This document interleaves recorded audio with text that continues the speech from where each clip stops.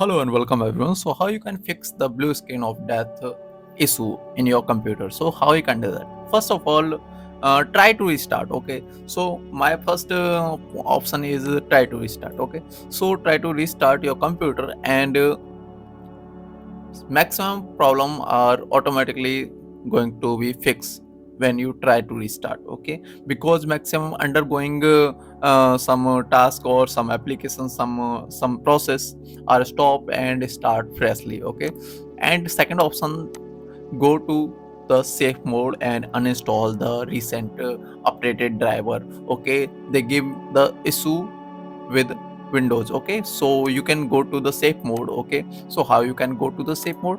You can also try to actually there are lots of way to go to the safe mode in Windows. So if you restart and press the shift key, you can go to the safe mode. Okay, also you can run the Windows update.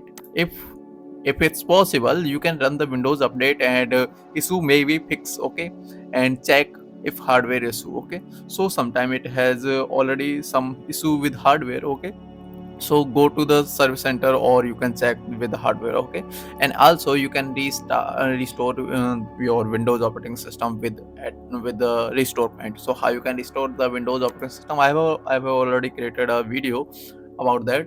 So let me show you something that maybe helpful. Okay, so how you can restart, just go to the start bar and you can restart your computer on and safe mode and these all things, these are the steps of troubleshooting the blue screen error. Okay, so if you want to a full video, let me know the comment and I'll make a complete full video of this error. Okay, so thank you for being here and I'll see you in the next video. Thank you.